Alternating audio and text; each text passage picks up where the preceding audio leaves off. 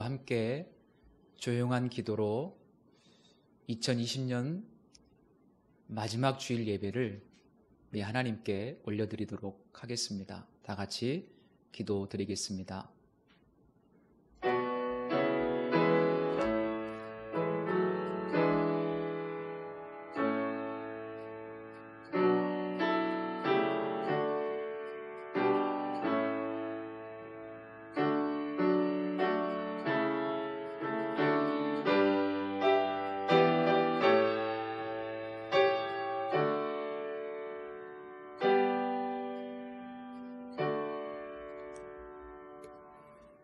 주의 목전에는 천년이 지나간 어제 같으며 밤의 한순간 같을 뿐임이니이다. 우리의 모든 날이 주의 분노 중에 지나가며 우리의 평생이 순식간에 다하였나이다. 우리에게 우리의 날 계수함을 가르치사 지혜로운 마음을 얻게 하소서. 사랑의 하나님, 송년주일에 저희들이 각자의 삶의 자리에서 하나님을 경배합니다. 지난 2020년도 한 해를 돌봐주시고 때마다 시마다 은혜로 인도하셔서 우리를 하나님의 사랑과 축복으로 채워주신 것을 감사드립니다. 또한 올해보다 더욱 풍성하고 아름다운 새해를 열어주실 하나님의 섭리를 생각하니 희망이 솟아납니다. 주여, 오늘 드리는 예배 가운데도 우리와 함께 하셔서 우리의 어두운 영안을 밝혀 주옵소서. 하나님께서 주시는 위로와 소망과 평안을 누리는 시간이 되게 하여 주옵소서. 예수님의 이름으로 기원하옵나이다. 아멘. 각자의 삶의 자리에서 예배를 드리고 계시지만 불편하지 않으시다면 우리 다 같이 그 자리에서 일어서서 경배송 찬양하라 내 영혼아 함께 올려드리겠습니다.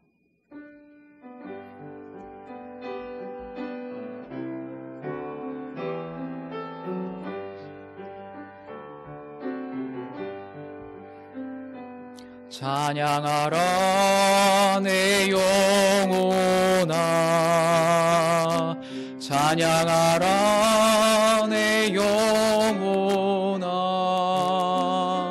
내 속에 있는 것들아 다 찬양하라.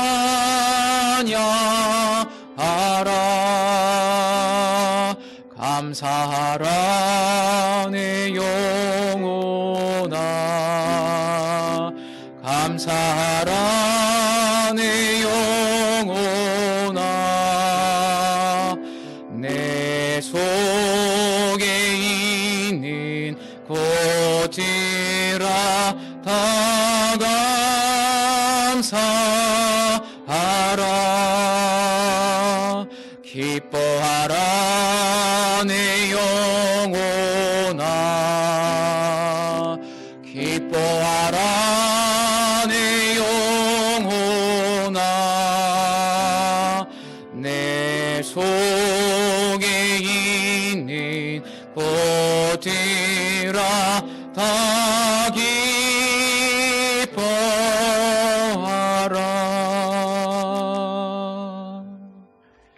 아멘. 우리 다 같이 사도신경으로 신앙 고백 올려드리겠습니다. 나는 전능하신 아버지 하나님, 천지의 창조주를 믿습니다. 나는 그의 유일하신 아들 우리 주 예수 그리스도를 믿습니다.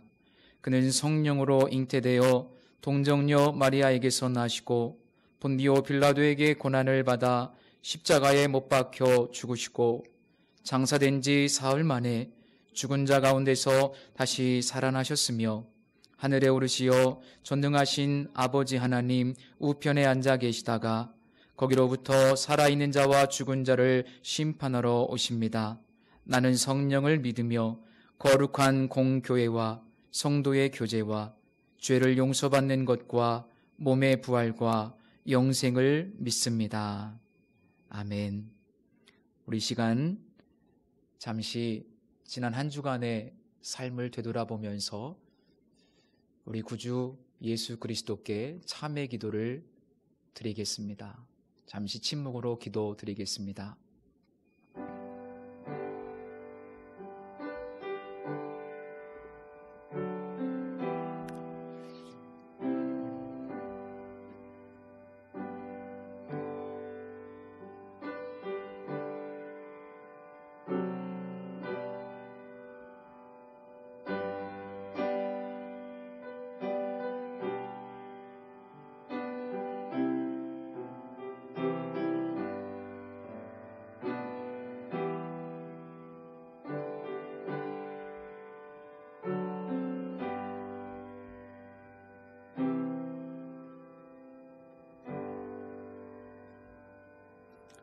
만일 우리가 우리 죄를 자백하면 그는 미쁘시고 의로우사 우리 죄를 사하며 우리를 모든 불의에서 깨끗하게 하실 것이요.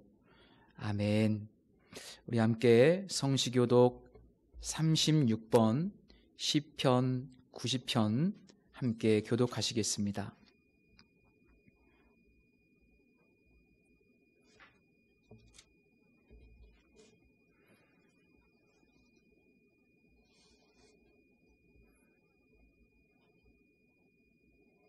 성시교독 36번 시편 90편입니다. 주여, 주는 대대에 우리의 거처가 되셨나이다.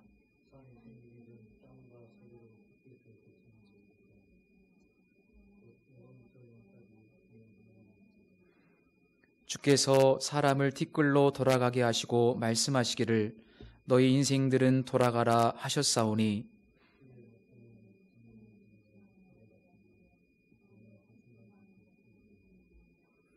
주께서 그들을 홍수처럼 쓸어가시나이다. 그들은 잠깐 자는 것 같으며 아침에 돋는 풀 같으니이다.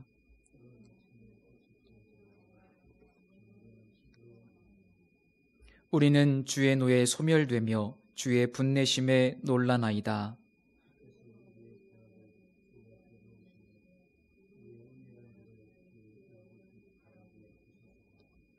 우리의 모든 날이 주의 분노 중에 지나가며 우리의 평생이 순식간에 다하였나이다.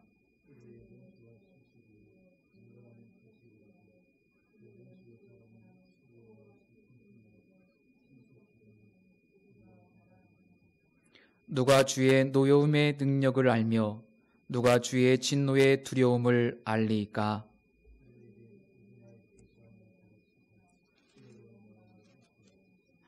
아멘. 다 같이 자리에 앉으셔서 찬송가 552장 찬양 드리신 후에 회중을 대표해서 이승철 안수집사님께서 기도해 주시겠습니다.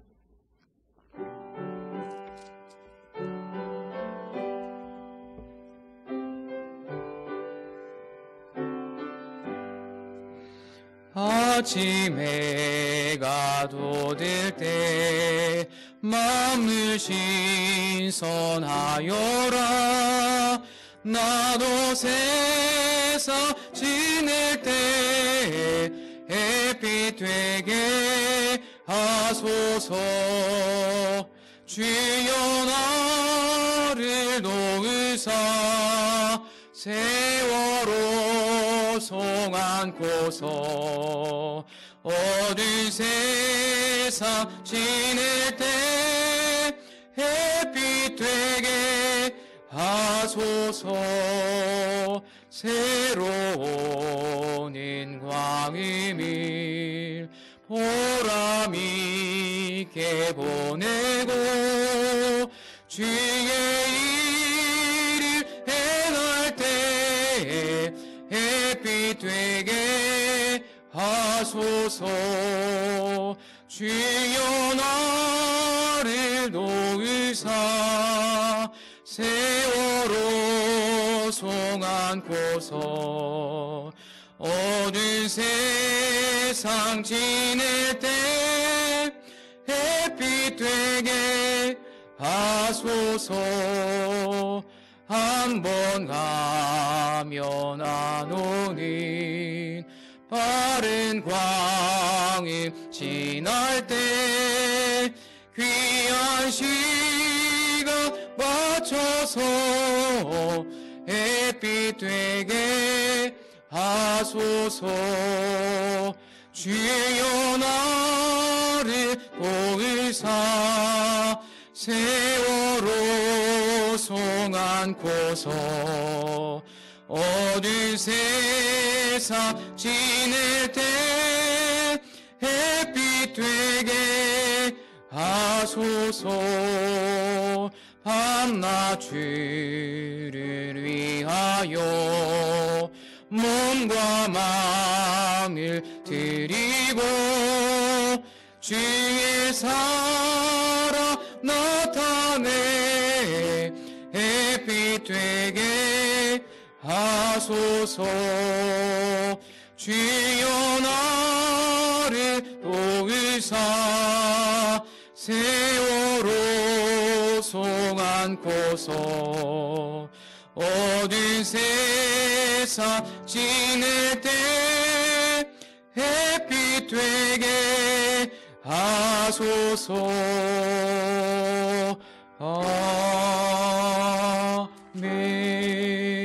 아멘.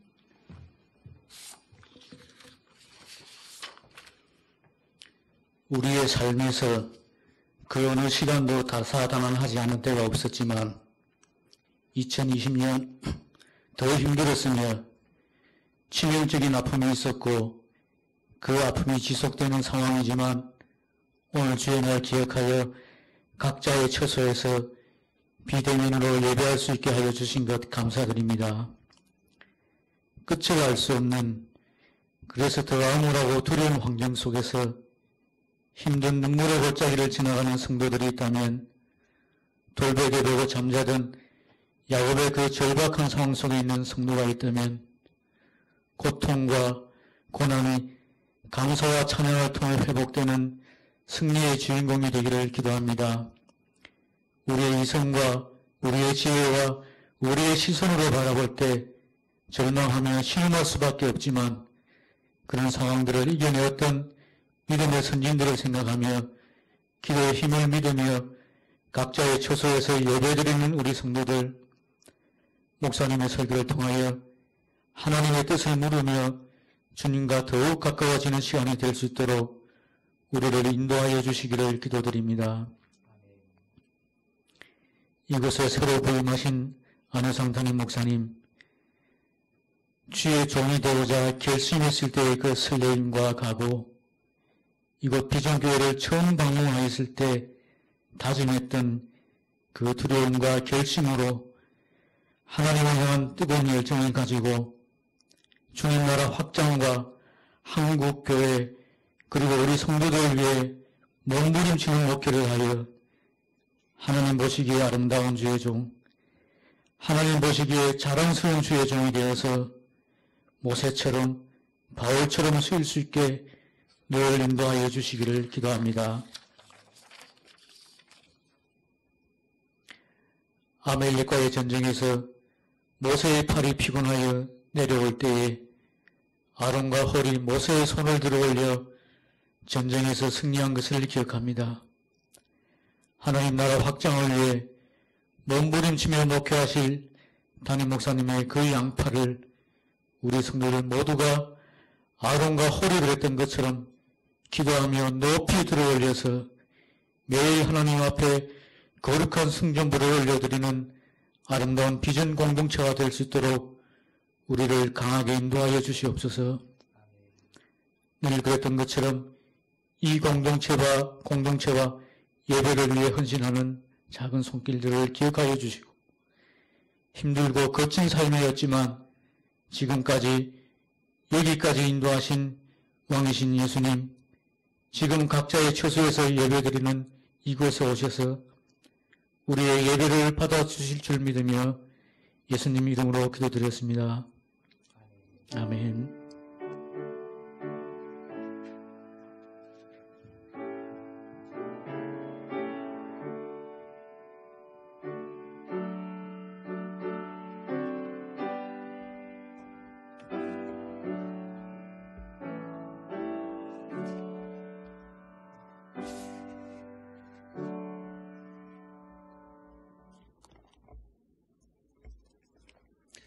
오늘 우리에게 주시는 말씀은 신약성경 로마서 8장 28절에서 30절까지의 말씀입니다. 신약성경 250면입니다.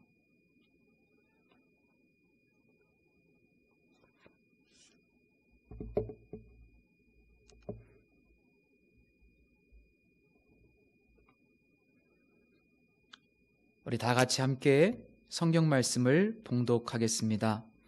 우리가 알거니와 하나님을 사랑하는 자, 곧 그의 뜻대로 부르심을 입은 자들에게는 모든 것이 합력하여 선을 이루느니라.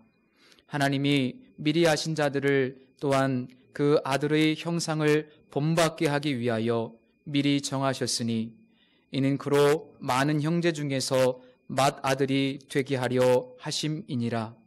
또 미리 정하신 그들을 또한 부르시고 부르신 그들을 또한 의롭다 하시고 의롭다 하신 그들을 또한 영화롭게 하셨느니라. 아멘.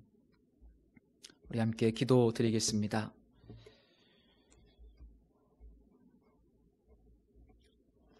오늘도 하나님께서 택하신 비전 공동체 성도들을 예배의 자리로 인도하시고 말씀 앞에 세우신 하나님을 찬양합니다.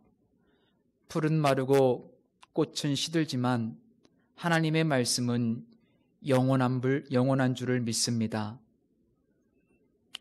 비대면으로 예배를 드리지만 우리 하나님의 말씀은 시 공간을 초월하여 역사하시고 우리의 삶의 자리에 성령의 운행하심이 함께 하실 줄로 믿습니다. 특별히 사랑하는 우리 성도님들 그 모든 예배의 처소처소에 더욱더 큰 은혜의 역사를 허락하여 주옵소서. 예수 그리스도의 이름으로 기도드립니다. 아멘. 미국의 존 파이퍼 목사님이라는 분이 있습니다. 이분이 올 초에 세계적으로 이 코로나 바이러스가 창궐하기 시작할 때 이 전염병에 대해서 고민하시고 기도하시면서 코로나 바이러스와 그리스도라는 책을 저술하게 됩니다. 그 책의 내용을 보면 이런 질문이 있습니다.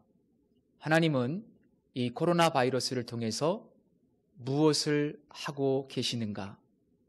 하나님은 이 전염병을 통해서 이 세상에 지금 어떤 일을 진행하고 계시는가?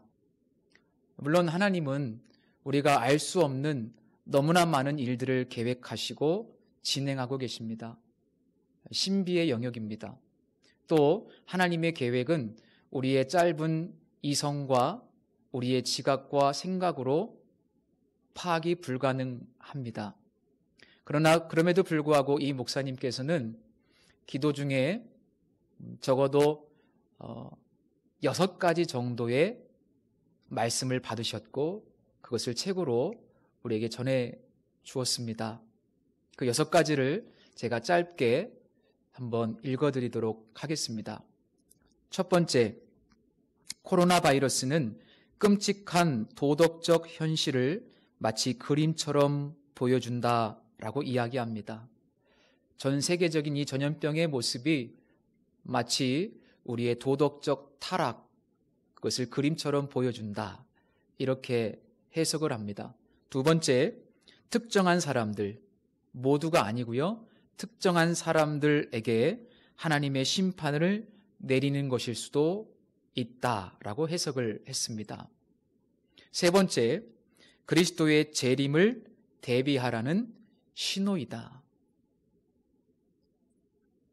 네 번째, 그리스도의 무한한 가치에 비추어 삶을 재정렬하라는 신호라고 해석을 했습니다. 다섯 번째, 위험 속에서도 선을 행하라는 부르심이다. 많은 이웃들이 고통받고 있을 때 우리 그리스도인들이 두려워하지만 말고 이 시대의 고통을 예수 그리스도의 사랑으로 품고 섬기라는 부르심으로 이해를 했습니다.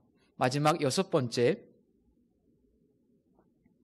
이 코로나 바이러스는 선교의 진전을 가져올 것이다 라고 해석을 하고 있습니다.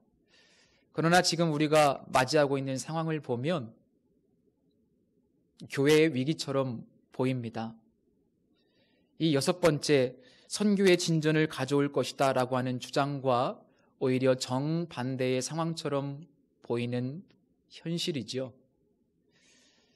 그러나 그럼에도 불구하고 하나님께서는 이 사건들을 통해서 우리 신앙인들의 영적인 나태함을 깨우시고 세상 사람들로 하여금 우리가 얼마나 연약한 존재인지 우리 한계를 드러내심으로 하나님의 존재를 드러내고 계시다. 그래서 오히려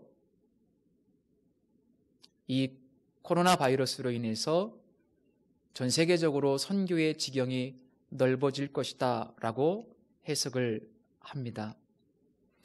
저는 이분의 마지막 주장에 대해서 동의가 되었습니다.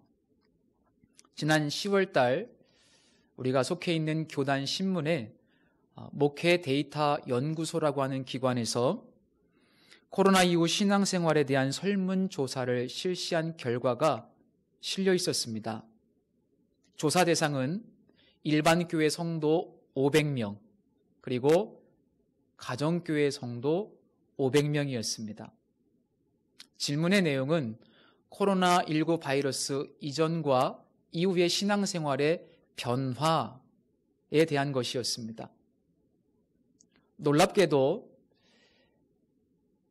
약 1000명의 그 설문조사 대상 신앙인들 중에서 약 20% 이상의 성도들이 코로나 이전보다 코로나 이후의 신앙생활에 더 큰 성숙함을 갖게 되었다라고 그렇게 대답을 했습니다.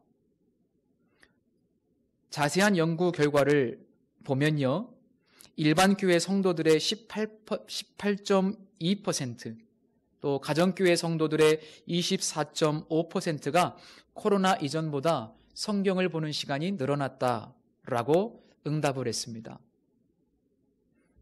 기도하는 시간도 일반 교회 성도들의 20.8%, 가정교회 성도들의 25.1%가 코로나 이전보다 늘어났다라는 응답을 했습니다.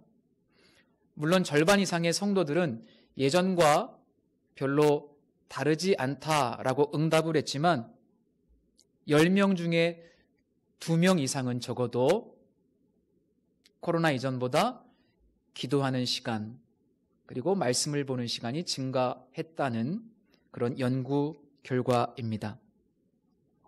살다 보면요, 그 당시에는 힘들었던, 우리가 이해할 수 없었던 어떤 상황들이 지금은 이해가 되고, 신기하게도 지금 나의 삶에 어떤 연관이 있는 것을 우리는 종종 발견하게 됩니다. 현재 내 삶에 이해되지 않는 어떤 현상들이 훗날 어떤 아름다운 미래를 위한 하나의 퍼즐이라고 하는 통찰력을 우리는 이 연구 결과들을 통해서 엿볼 수가 있습니다. 오늘 우리가 읽은 말씀은 한국교회 성도라면 거의 대부분의 성도님들이 잘 알고 있는 말씀이고요. 심지어 거의 대부분의 성도님들이 암송하고 있는 말씀입니다. 그러나 많은 분들이 이 말씀을 어떻게 이해하고 있습니까? 아마 거의 대부분 성도님들은 다 잘 될 거야. 결국엔 모든 것이 다 잘 될 거야. 그러니 걱정하지 마. 라고 하는 이해를 가지고 계실 겁니다. 물론 그런 해석이 전혀 잘못된 것은 아니지만, 그러나 성경을 좀 더 주의 깊게 살펴보면 보다 더 큰 본질적인 의미가 있다는 것을 발견할 수 있습니다. 우선 이 말씀을 이해하기 위해서는 우리의 삶에 대한 성경적인 이해가 필요합니다. 오늘 본문은 아니지만 사도 바울은 18절 말씀에서 우리의 삶은 현재의 고난과 장차 나타날 영광 그 사이에 위치하고 있다고 말씀하고 있습니다. 고난과 영광 사이의 긴장 속에 우리 그리스도인의 삶이 있다는 것이죠. 그리고 오늘 본문 28절 말씀을 보시면 아주 중요한 전제가 먼저 선포되고 있는 것을 볼 수 있습니다. 어떤 사람들에게 합력하여 선을 이루시는가? 하나님을 사랑하는 자, 곧 그의 뜻대로 부르심을 입은 자들이라고 말씀하고 있습니다. 여기서 부르심이라고 하는 것은 구원으로의 부르심을 말합니다. 그러면 이 내용은 하나님을 아빠, 아버지로 부르는 사람들, 하나님의 자녀들이 그 대상이라는 것을 알 수 있습니다. 그래서 하나님의 자녀들에게는 모든 것이 합력하여 선을 이룬다라는 내용입니다. 하나님께서 우리를 너무나 끔찍히 사랑하셔서 하나님의 은혜로 우리를 구원해 주셨습니다. 그러나 우리가 예수 믿고 천국 가는 것으로 끝나는 것은 아닙니다. 오히려 구원 이후, 부르심 이후 우리의 삶, 우리가 살아가는 동안 하나님은 끊임없이 우리의 선을 위해서 역사하고 계시다는 말씀입니다. 중요한 질문입니다. 자, 그럼 합력하여 선을 이룬다는 것은 어떤 의미일까? 하나님의 선이라는 것은 도대체 무엇일까? 다 잘 될 거야. 마지막에는 다 잘 될 거야. 이런 의미를 넘어서는 의미가 있다면 과연 그 의미는 무엇일까? 사도 바울은 우리에게 이 말씀을 통해서 무엇을 말씀하고 있는 걸까? 이것이 중요한 질문입니다.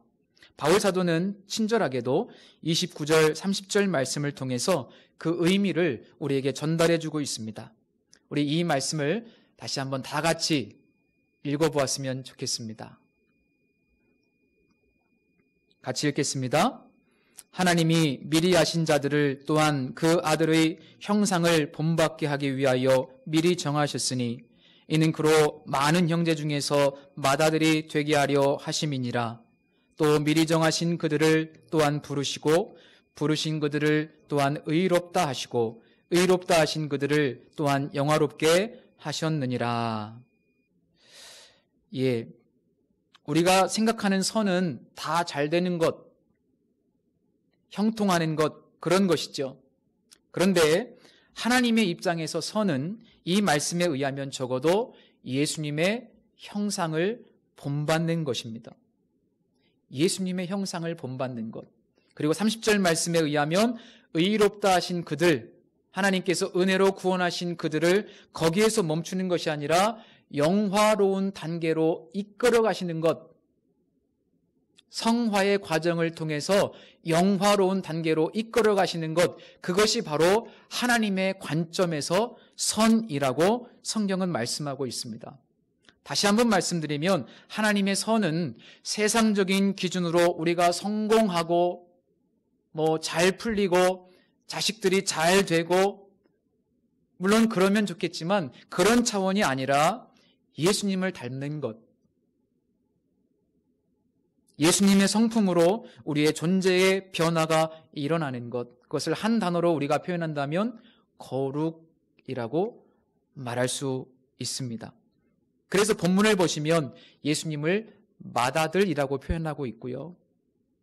예수님과 우리가 본질적으로는 다르지만 그런 과정을 거쳐서 온전한 구원에 이르게 된다고 말씀하고 있습니다.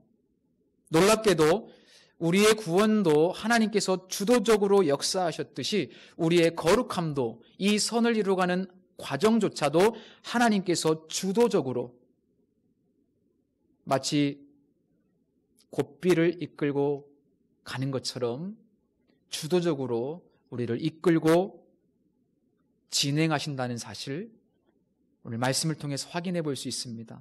그래서 29절 첫 단어가 하나님이 주어입니다. 하나님이 구원하시고 구원하신 그들을 이제 그만 놔두는 것이 아니고 거룩한 하나님의 자녀로 선을 평생 동안 이끌어 가신다. 하나님이 마침내 그렇게 하고야 마신다 라는 메시지입니다. 누가 이길까요? 게임이 안 됩니다. 하나님이 분명히 승리하십니다. 그래서 우리가 빨리 하나님께 항복하면 항복할수록 행복한 거죠. 우리 아버지 하나님은 오늘도 우리의 거룩을 위해서 쉬지 않고 일하십니다. 자, 그러면 어떤 방식으로 하나님께서 일하실까요? 오늘 본문에 보시면 모든 것이 합력하여 라고 설명하고 있습니다. 모든 것이 합력하여. 자, 모든 것이라는 표현에 한번 주목해 보십시오. 이 모든 것 안에는 그야말로 모든 상황들이 다 포함됩니다. 하나님께서 우리에게 허락하신 모든 상황들, 그리고 합력하여라고 하는 방법을 하나님께서 사용하시는데, 이 합력하여라는 단어의 의미는 상호작용이라는 의미를 가지고 있습니다. 모든 것이 합력하여, 모든 것이 상호작용하여 하나님의 선을 이루어간다.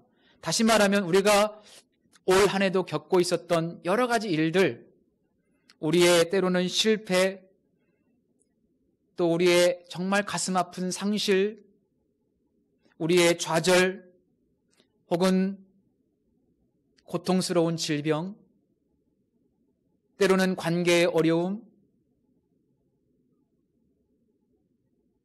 때로는 근심덩어리인 자녀들마저도, 심지어 올 한 해 전 세계적으로 우리에게 고통을 주었던 이 코로나 바이러스조차도 하나님께서 허락하신 상황이라면 이 모든 상황들을 통해서 하나님은 오늘도 상호작용하셔서 우리 한 사람 한 사람의 거룩을 이루어 가고 있다는 사실입니다.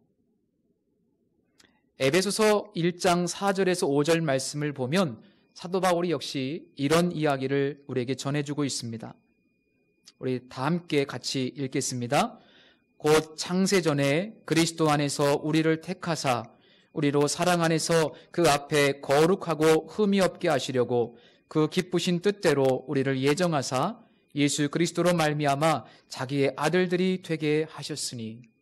정말 중요한 택하심의 목적이 기록되어 있죠.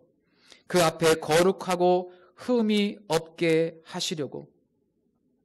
우리 성도 한 사람 한 사람을 향한 이 구원의 목적이 무엇인가 분명하게 말씀하고 있죠. 하나님의 선은 무엇인가 분명하게 말씀하고 있죠. 그것은 예수 그리스도의 수준까지, 맏아들 되신 예수 그리스도의 수준까지 온전함, 우리의 거룩, 흠이 없는 그런 존재로 우리를 이끄시는 것이 바로 하나님의 목적이라고 바울은 일관되게 그의 서신을 통해서 우리에게 말씀해 주고 있습니다. 마치 구약시대에 하나님께 드리는 제물이 아무런 흠도 없어야 하는 것처럼 그런 존재로 우리 한 사람 한 사람을 만들어 가시는 것, 그 하나님의 열심이 바로 하나님의 선입니다. 오스왈드 샌더스라는 아주 유명한 영적인 지도자가 있는데요. 그분이 영적인 성숙이라는 책을 통해서 이 말씀의 의미를 이렇게 설명해 놓았습니다. 바울에게 있어서 선이라는 것은 편안함이나 건강이나 성공이나 쾌락의 여부와 상관없이 어떤 것이든 그리스도를 더 닮도록 하는 것이었다. 거룩하지 않은 성공은 선이 아닐 수 있습니다. 거룩하지 않은 편안함, 그것은 선이 아닐 수 있습니다. 거룩하지 않은 육신의 건강, 그것은 선이 아닐 수 있다는 얘기입니다. 때로 우리가 사업에 실패하고 건강을 잃을 때도 있고, 또 나를 힘들게 하는 주변에 사람들이 있을 수 있고, 왜 이런 고난을 내게 허락하시냐고 우리가 말할 수 있지만, 그러나 그것 때문에 우리가 예수 그리스도를 더욱더 생각하고 예수 그리스도를 더욱더 닮아가고 예수 그리스도의 고난을 조금 더 깊이 이해할 수 있다면 그것이 하나님의 관점에서는 선일 수 있다는 거죠. 이 내용이 왜 중요할까요? 하나님께서 원하시는 선의 관점에서 오늘 우리의 삶을 다시 바라볼 수 있는, 오늘 우리의 삶을 다시 재해석할 수 있는 통찰력을 이 말씀이 우리에게 제공해주고 있기 때문에 이 말씀이 중요합니다. 오늘 우리에게 주어진 어떤 사건, 우리를 힘들게 했던 올 한 해 동안 여러 가지 일들, 관계들, 그 모든 일들이 결국은 하나의 거룩이라고 하는 완성품으로 맞춰지고 있는 한 조각의 퍼즐 조각이라는 것이죠. 이 관점이 오늘 우리에게 중요합니다. 저는 설교의 서두에서 그리스도인들의 실존을 고난과 영광 사이의 긴장 관계 속에 있다라고 말씀을 드렸어요. 여기 계신 모든 분들, 오늘 이 방송을 듣고 있는 모든 분들, 진실로 예수 그리스도를 나의 구원자요, 나의 주인으로 인정하시는 분이시라면, 하나님을 아바 아버지로 부르시는 분이시라면, 부탁드리건대 오늘 내게 주어진 고난, 이 암울한 현실을 단지 부정적으로만 보지 마시고 하나님의 관점으로, 하나님의 선의 관점으로 해석하실 수 있기를 주님의 이름으로 축복합니다. 그 한 사건, 한 가지 일, 그 하나의 퍼즐 조각들이 언젠간 나의 삶 속에서 하나님의 선을 이루고야 말 하나님의 축복의 통로이기 때문입니다. 살아가면서 때로는 하나님께서 허락하신 것인지 아닌지,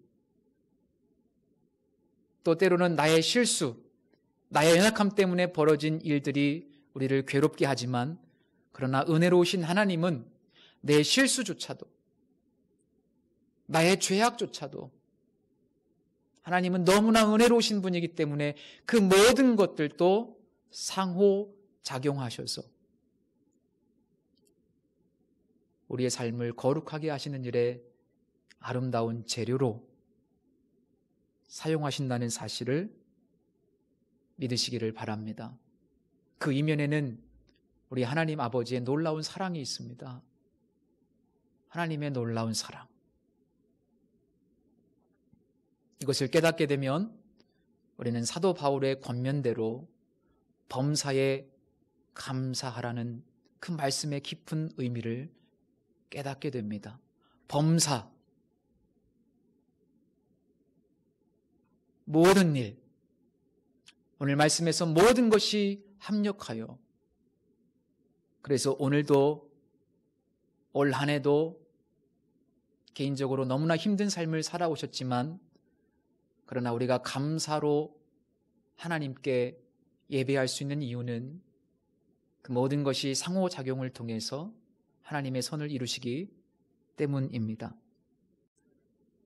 올 한 해도 힘겨웠지만 분명히 우리의 삶에 큰 의미가 있는 한 해였다라고 저는 믿습니다. 그래서 사도 바울이 이 엄청난 고난과 핍박의 여정 속에서도 하나님께 이렇게 확신에 찬 고백을 올려드릴 수 있었습니다. 오늘 본문은 아니지만 우리 38절, 39절 말씀을 함께 읽어보겠습니다. 다 같이 읽겠습니다. 내가 확신하노니 사망이나 생명이나 천사들이나 권세자들이나 현재일이나 장래일이나 능력이나 높음이나 깊음이나 다른 어떤 피조물이라도 우리를 우리 주 그리스도 예수 안에 있는 하나님의 사랑에서 끊을 수 없으리라. 사도 바울은 현재일이나 장래일이나 과거일이나 현재일이나 장래일이나 모든 것을 합력하여 오늘 우리의 선을 이루어 가시는 그 하나님, 그 놀라우신 하나님의 사랑으로 우리에게 허락될 마지막 한 주일을 감사함으로 보낼 수 있었으면 좋겠습니다. 우리 한국의 지성인이라고 불리우는 이어령 선생님의 책 지성에서 영성으로 라는 책을 읽은 적이 있습니다. 한 사람의 지성인, 교회에 대해서 그리고 신앙에 대해서 무척이나 회의적이었고 비판적이었던 지성인이 어떻게 하나님께로 돌아오게 되었는지 그 신앙의 여정을 자서전적으로 기록한 책입니다. 그 책의 끝부분에는 그분의 사랑하는 따님, 훗날 목사님이 되셨죠. 이민아 목사님에 대한 간증도 기록되어 있습니다. 핵심은 고난을 통해서 갖게 된 신앙, 그리고 성숙, 그리고 거룩, 그리고 사명입니다. 자신의 사랑하는 딸에게 어느 날 불청객처럼 찾아온 암이라고 하는 고난, 그리고 이유를 알 수 없는 그 딸의 실명의 위기, 엎친 데 덮친 격으로 자폐아 손자로 인한 고통까지, 그뿐만 아니라 25살 된 어린 시절에는 이어령 선생님께서 직접 잠시 양육까지 했던 그 손자까지도, 그 손자의 허무한, 정말 허무한 죽음, 어떻게 한 사람에게 이런 엄청난 고통이 한꺼번에 찾아올 수 있겠습니까? 우리는 도저히 이해할 수 없는 고통이죠. 더군다나 내게 찾아온 고통이 아니라 내 목숨보다 더 사랑하는 딸에게 이런 엄청난 고통이 찾아왔다는 것, 얼마나 고통스러운 시간을 보냈을까.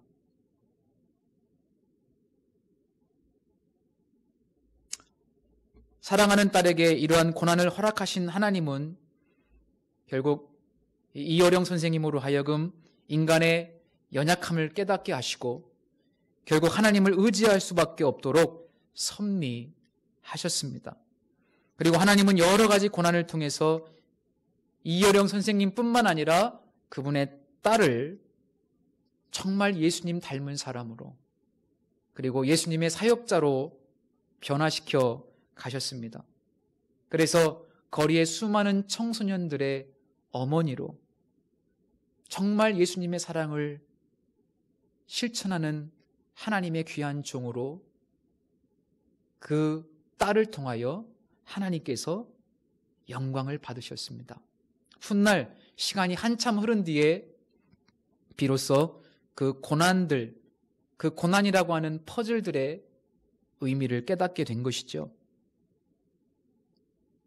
이여령 선생님에게도 그 딸 이민아 목사님에게도 이 고난은 하나님의 선이라고 하는 거룩한 목적이 있었습니다.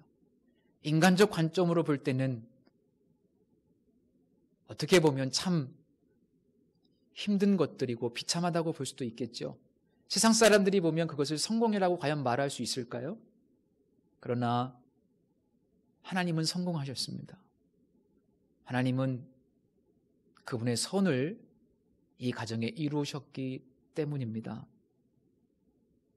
그래서 이어령 선생님조차도 나중에는 감사하게 되고 천국을 소망하면서 그 여생을 살게 됐죠. 성도 여러분, 삶의 모양은 다 다릅니다. 그러나 우리의 인생이라고 하는 것이 하나님의 선의 관점에서 보면 다 비슷한 과정을 겪는다고 저는 생각합니다. 코로나19 바이러스로 올 한 해가 어떻게 지나갔는지 너무도 정신없이 여기까지 흘러왔지만, 특별히 어떤 분들은 이 바이러스로 인해서 너무나 고통스럽고 힘겹고 또 재정적인 어려움을 겪을 수밖에 없었던 그런 한 해를 보내셨지만, 또 어떤 분들은 허송세월한 것이 아닌가, 어떤 열매가 있는가, 그래서 뒤돌아보면서 삶의 의미에 대한 회의를 갖기도 하지만, 그러나 그럼에도 불구하고 단 한 사람도 예외 없이 우리가 하나님의 자녀이기 때문에 하나님은 올 한 해도 합력하여 선을 이루심으로 우리의 삶 속에 함께 하셨음을 고백할 수 있기를 축복합니다. 그래서 마침내 우리가 이 어둠의 터널을 지나 범사에 우리 하나님께 감사할 수 있는 귀한 올 한 해의 마지막 시간들이 되었으면 좋겠습니다. 이 소망과 통찰력으로 한 해를 잘 마무리하시고 2021년 다가오는 한 해 역시 이 소망과 기대를 가지고 한 해를 맞이하시는 우리 사랑하는 비전교회 성도님들 되시기를 주님의 이름으로 축복합니다. 기도하겠습니다. 우리 눈에 보이지 않아도 우리 귀에 어떤 음성도 들리지 않는 것 같아도 때로는 아무 일도 행하시지 않는 것 같아도 하나님은 언제나 변함없이 신실함으로 우리 한 사람 한 사람을 사랑하셔서 하나님의 선을 이루셨다고 믿습니다. 코로나 바이러스로 힘든 한 해였지만 우리로 하여금 겸손하게 하시고 우리의 삶을 뒤돌아보게 하시고 말씀과 기도로 때로는 사랑하는 가족들과 더 많은 시간을 보내며 신앙의 이야기를 나눌 수 있도록 인도하신 하나님. 하나님은 우리를 사랑하셔서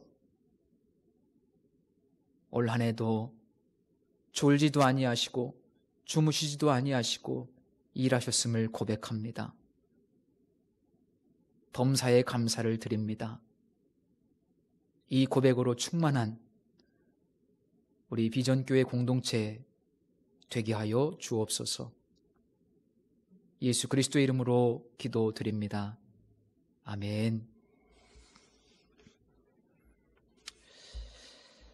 우리 준비하신 예물 하나님께 올려드리면서 찬송가 50장 함께 찬양드리겠습니다.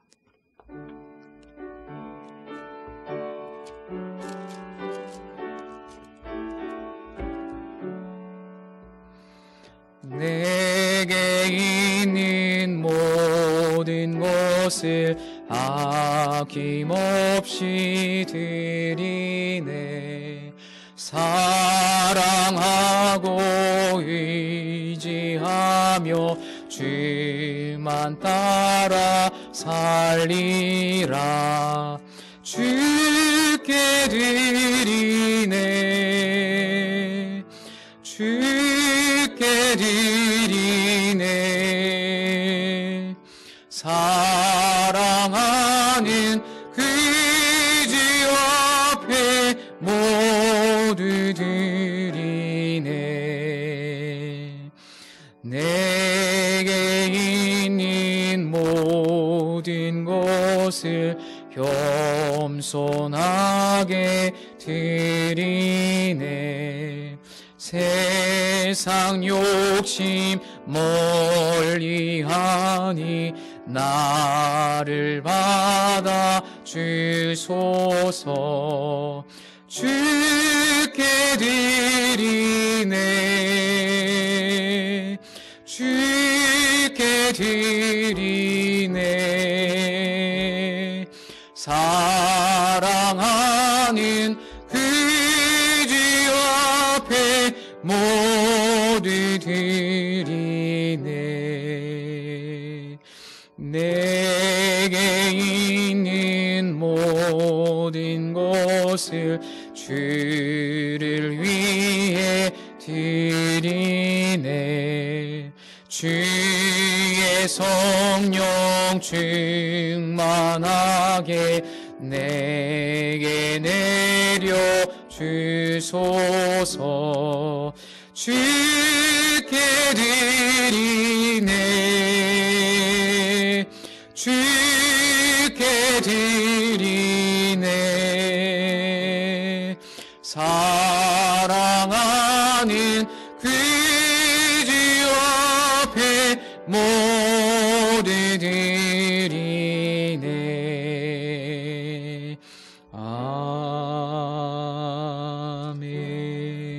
아멘. 모든 것이 주께로부터 왔음을 고백합니다. 선한 청지기로 주님께 다시 올려드립니다. 아무것도 염려하지 말게 도와주시고 사도 바울의 고백처럼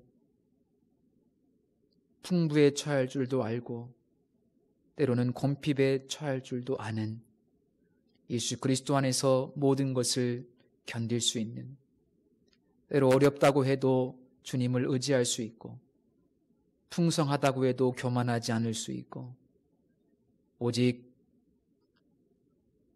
신실한 청지기로 그렇게 살아갈 수 있는 저희들의 삶이 되게 하여 주옵소서. 우리의 마음이 하늘에 있기를 원하시는 주님, 사랑하는 주님을 기억하며 한 주를 보내게 하여 주옵소서. 예수님의 이름으로 기도드립니다. 아멘. 교회 소식 몇 가지 전해드리겠습니다.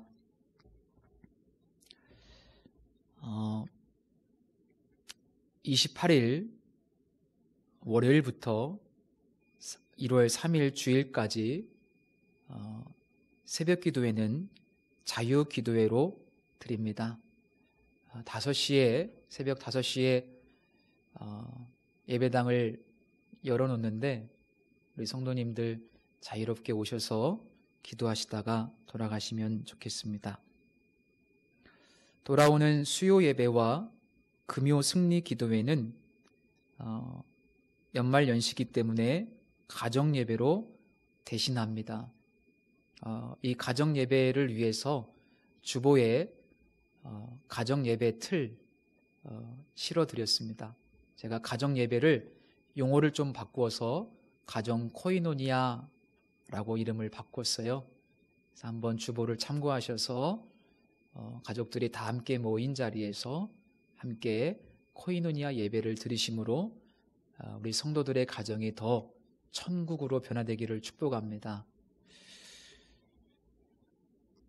송구영신 예배가 31일 목요일에 비대면 영상 예배로 드립니다. 마음은 아프지만 성도님들께서 이해해 주시고 각자의 가정에서 비대면 영상으로 예배를 드려주십시오. 교회에서는 31일 목요일 저녁 8시까지는 영상을 올려놓도록 하겠습니다. 31일 저녁 8시까지는 영상을 유튜브에 올리겠습니다. 우리 성도님들 그 이후의 시간 자유롭게 시간을 정하셔서 온 가족이 함께 예배 드리셨으면 좋겠습니다. 그리고 1월 10일 주일부터 1부 예배, 2부 예배를 드리도록 하겠습니다.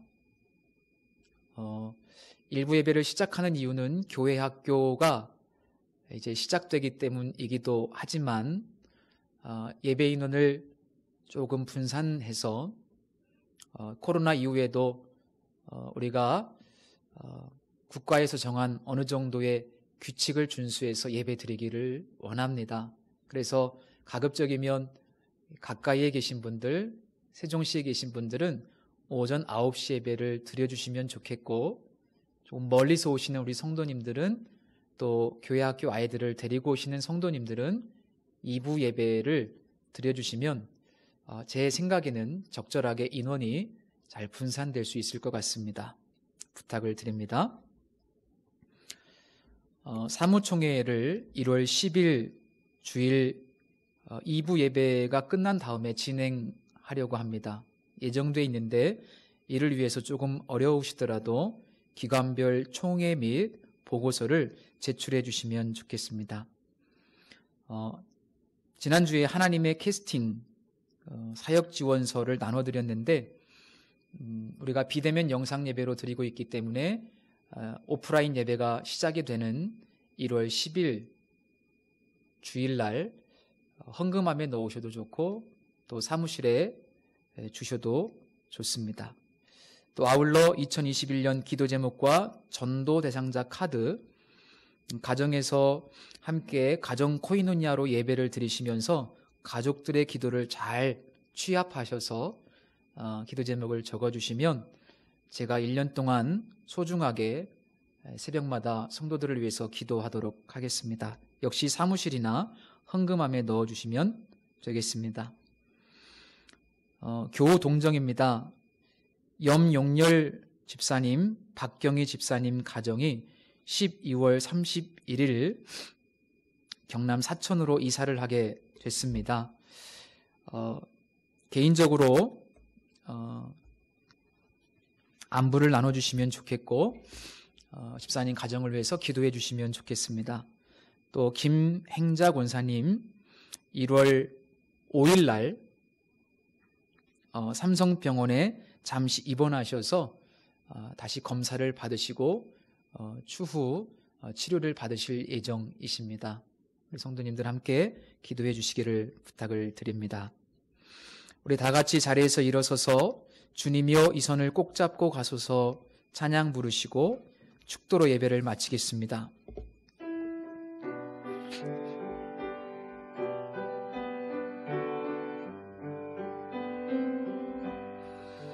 주님여 이 손을 꼭 잡고 가소서 약하고 피곤한 이 몸을 뽑히는 감소 액지사 빛으로 손잡고 날 인도하소서.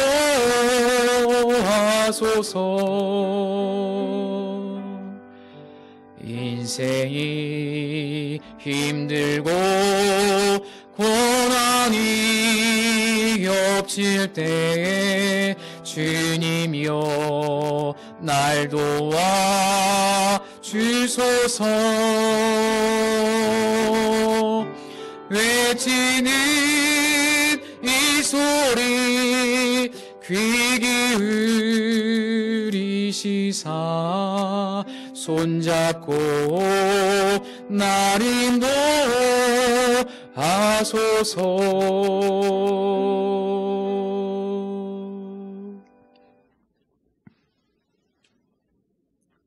지금은 교회의 머리가 되시는 예수 그리스도의 은혜와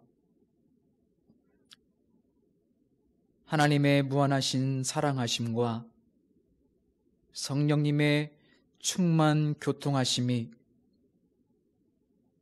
지금도 오늘도 쉬지 않으시고 합력하여 선을 이루시는 하나님을 바라보며 하나님의 사랑과 신실하심 아래 거하고